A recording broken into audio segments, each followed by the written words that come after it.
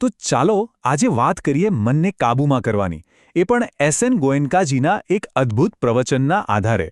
આ છે ને એક એવી સફર છે જે આપણને અંદરની અશાંતિમાંથી સાચી શાંતિ તરફ લઈ જાય છે. આ રૂપક છે ને એ આખી વાતનો પાયો છે. વિચારો, એક જંગલી હાથી, શક્તિશાળી પણ બેકાબૂ. એવું જ છે આપણું મન જ્યારે એને ટ્રેનિંગ ના મળી હોય. એની શક્તિ વિનાશ પણ કરી શકે, પણ જો એ જ હાથીને, એ જ મનને કાબૂમાં કરી લઈએ તો એ જ શક્તિ આપણી મુક્તિ માટે, આપણા ભલા માટે કામ કરવા લાગે છે. તો સવાલ એ છે કે આ કાબૂબારનું મન દેખાય કેવું, અનુભવાય કેવું? સીધી વાત છે, એ એક વાંદરા જેવું છે, સતત કૂદાકૂદ કરતું, એક ડાળીથી બીજી, બીજીથી ત્રીજી, બસ એમ જ, એક વિચારથી બીજા વિચાર પર, ક્યાંય શાંતિ નહીં. અને આ જે સતત દોડધામ છે ને, એ જ તો બધી બેચેણી અને અશાંતિનું મૂળ છે. હવે સમજવા જેવી વાત એ છે કે આ જંગલી પશુ સાથે લડવાનું નથી, એને વશમાં કરવાનું છે, અને એ પણ ખૂબ ધીરજથી. તમે જ વિચારો, કોઈ જંગલી ભેંસ કે હાથીને કઈ રીતે કાબૂમાં લેવાય? ધીરે ધીરે, ધીરજથી, એનો વિશ્વાસ જીતીને. બસ આપણા મન સાથે પણ આવું જ કરવાનું છે. ઉતાવળ કે બેચેનીથી તો કામ બગડશે. સારું, તો આ બધું કરવું કઈ રીતે? રસ્તો શું છે? જુઓ, મનને કાબૂમાં કરવાની જે આખી સફર છે ને, એ સાવ અંગત છે, સાવ પર્સનલ. એના મૂળમાં એ જ એક સિદ્ધાંત છે, આત્મનિર્ભરતા. આ વાત પરથી એક સરસ પ્રસંગ યાદ આવે છે.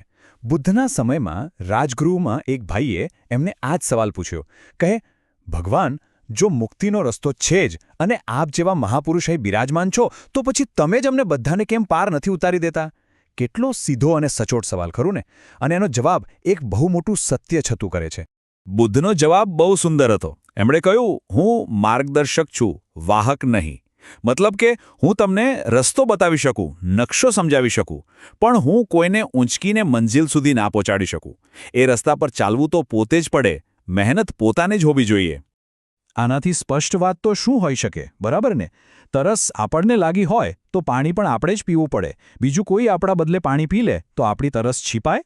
ના જ છીપાય. બીમારી આપણને થઈ હોય તો દવા પણ આપણે જ લેવી પડે. બસ એ જ રીતે મુક્તિનો જે માર્ગ છે, એના પર ચાલવાનો જે પ્રયત્ન છે, એ પણ વ્યક્તિએ પોતે જ કરવો પડે છે.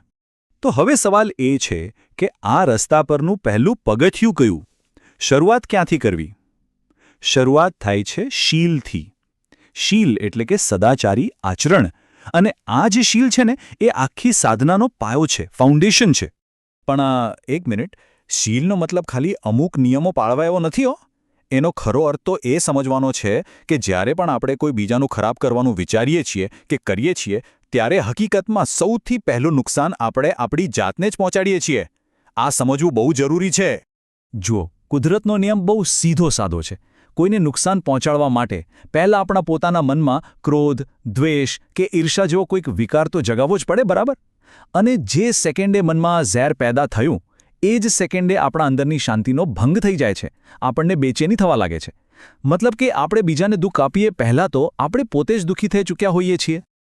તો આ શીલ પાળવા માટે કઈ બાબતોથી બચવાનું છે?